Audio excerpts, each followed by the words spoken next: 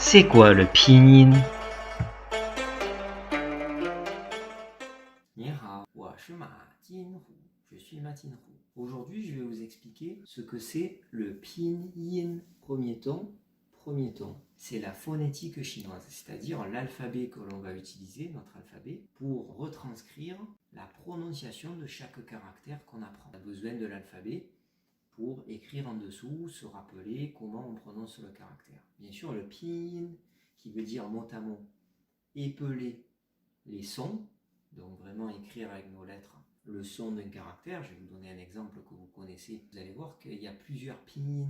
Moi, je vais vous apprendre le pinyin de la Chine continentale. On dit que dans le monde chinois, la Chine, Singapour, Taïwan, les Chinatown à travers le monde, il a existé jusqu'à 6 pinyin, c'est-à-dire 6 façons d'écrire la prononciation avec notre alphabet d'un caractère. Nous, on va en apprendre qu'un dans mes prochains cours avec moi.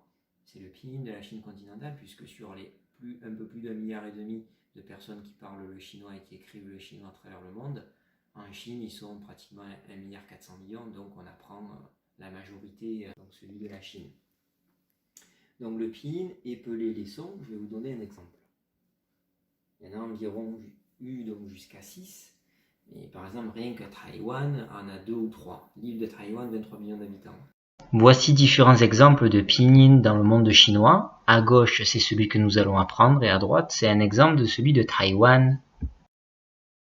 Donc la Chine, n'oubliez pas qu'il y a eu des concessions étrangères qui ont colonisé la Chine, comme Hong Kong par exemple. Voici une photo de la ville de Hong Kong, qui est vraiment le mélange entre modernité et tradition. Elle a été rétrocédée à la Chine fin 1997. Hong Kong par exemple, si vous allez à Hong Kong, bien sûr ils ont un dialecte, mais ils ont une autre forme phonétique. Ce caractère que j'ai déjà pris dans une autre vidéo, c'est le caractère du roi ou de l'empereur. C'est un nom de famille très répandu en Chine. Environ 100 millions de Chinois qui possèdent ce nom. Voici la liste des noms de famille chinois les plus répandus. Le nom Wang est situé en deuxième position.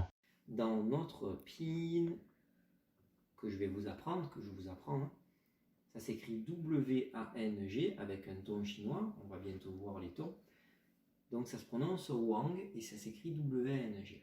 Si vous allez à Hong Kong, ce même caractère va se retranscrire un peu différemment. Par exemple, il y a le nom d'un grand réalisateur chinois qui s'appelle Wong Kar-wai. Voici le grand réalisateur Wong Kar-wai, qui est de nationalité hongkongaise. En mandarin, ça se dira Wong Tia-wei.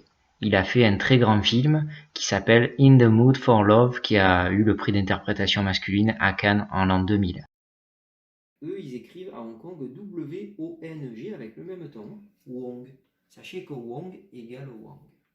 Voilà un petit exemple avec 2 styles de pinyin. Sachez que le pinyin est important, aujourd'hui il faut le maîtriser, donc au fur et à mesure de mes vidéos je vais bien vous expliquer comment le maîtriser ce pinyin, parce que pour les nouvelles technologies, par exemple les ordinateurs, pour chatter, envoyer des textos par téléphone, en tout cas pour converser par les outils technologiques, ordinateurs, tablettes, téléphones, les logiciels informatiques ont besoin de cette phonétique. On va taper avec les lettres du clavier. Et bien sûr, si vous maîtrisez bien, vous écrivez W-A-N-G, on va vous proposer tous les caractères chinois qui se prononcent au Wang et à vous de choisir et de cliquer sur le bon caractère. Si vous écrivez avec une mauvaise retranscription phonétique, jamais vous ne retrouverez les caractères.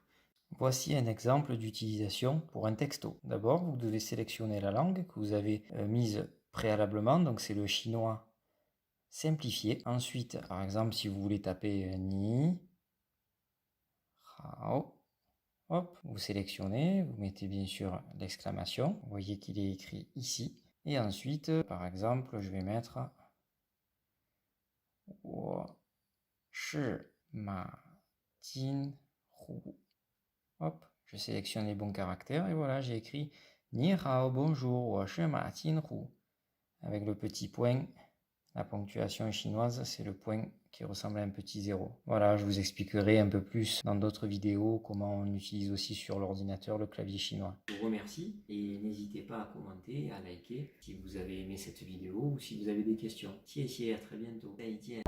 Abonnez-vous à ma chaîne et n'oubliez pas d'actionner la petite clochette.